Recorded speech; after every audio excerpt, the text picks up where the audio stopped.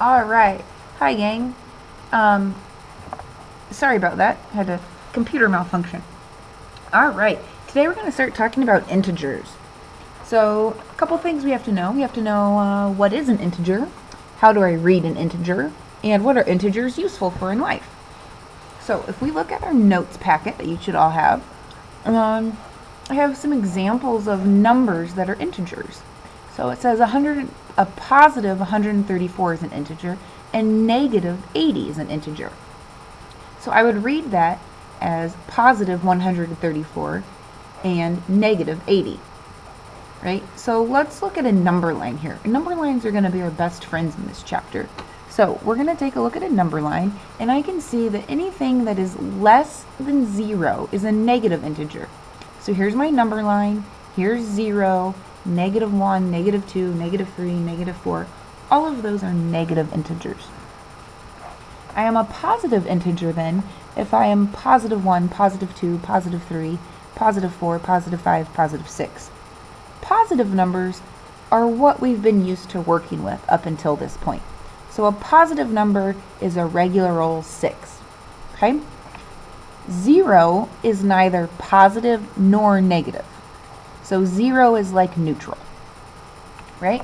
Now, what is awesome about positive and negative integers is that's what we're going to use to represent problems in real life. So if I have Mount McKinley in Alaska being the highest point in the United States, it is 20,320 feet above sea level. So above sea level clues me in that it's going to be a positive integer here. Ken deposited money into his checking account. So we know from BizTown that depositing money into my checking account means that I now have an extra $75 in my checking account. Let's look at a negative one. Again, we know from BizTown that withdrawing money means I am taking money out of my checking account. So to represent taking money out of my checking account, like I'm going to spend it, that's negative $25. Negative, so I'd write negative 25. The Bears, which is a football team, Chicago Bears, lost 5 yards on the last play. That means negative 5 is an integer. Okay, so those are some examples of when are we going to use integers. Now, I can see that I have some definitions here. So by definition, an integer includes all whole numbers and their opposites. For every positive integer, there's an opposite or a negative integer. So we're going to talk about opposites here. Integers that are opposites are the same distance from 0 on a number line, but in opposite directions. What do we think opposite direction means? Oh yeah, one's going to be positive, one's going to be negative. All right, so let's identify a few opposites that we have here. So again, number line is going to be our best friend. So here's my number line. So let's look at one that we can look at together. Let me change, I don't know what color that was. So here's an integer, negative 1. My opposite of that is going to be positive 1. So a negative integer, or I'm sorry, just an integer is negative 1. What's its opposite? 1. Let's look at another one. Let's do a positive one this time. So here I've got 4. So 4 is the number that I chose. What's the opposite of 4? Well, if I take a look, the opposite, pardon my line, the opposite of 4 is negative 4. Right? So I am 1, 2, 3, 4. Anything that's to the right are positive numbers. So I'm going to go 4 backwards. 1, 2, 3, 4. Anything to the left are negative numbers. So the opposite of 4 is negative 4.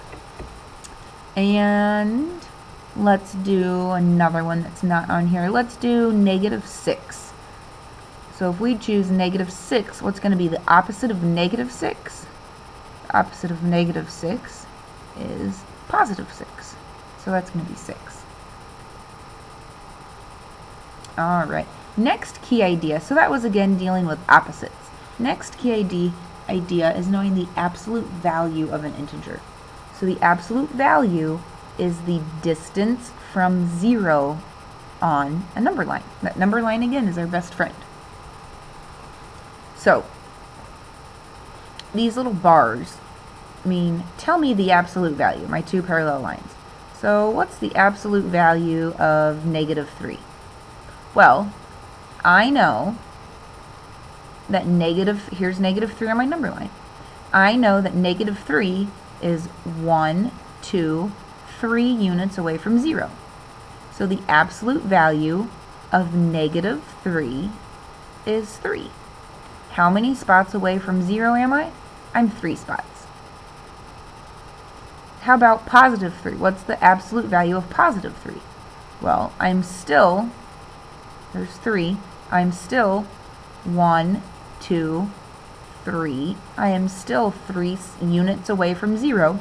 So the absolute value of positive 3 is 3. So when I give my answer, this tells me what my absolute value is. Okay? So the absolute value of 15. I am 15 units away from 0. So 15 is my answer. Negative 27. What's the absolute value of negative 27? Well, negative 27 is still 27 spots or units away from 0. So the absolute value of negative 27 is 27. The absolute value of 109 is 109. The absolute value of negative 74. So how many spots away am I from 0? I am 74 spots away. So what have we noticed about the absolute value is always a positive number or a negative number? Hopefully we have written down the absolute value is always a positive number. So if I'm asked to find the absolute value of something, I should always have a positive number. Alright, I think we're ready for some U-tray problems. So you can go ahead and hit pause and then check back in with me in just a second to see the correct answers. So we'll see you in just a few seconds. Alright, here are my answers to the U-tray problems. Point A is located at negative 4. I'm just reading a number line here. Point B is located at negative 1. Point C is graphed at positive 4.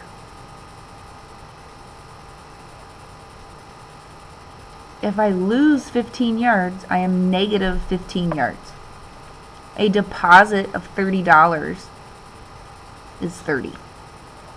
The opposites of my numbers, the opposite of 7 is negative 7.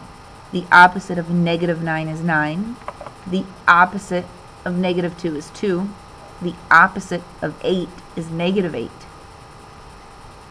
The absolute value of 1,000 is 1,000. The absolute value of negative 1 is 1. So this is writing an integer and understanding what integers mean, opposites, and finding the absolute value. We will see you tomorrow in class.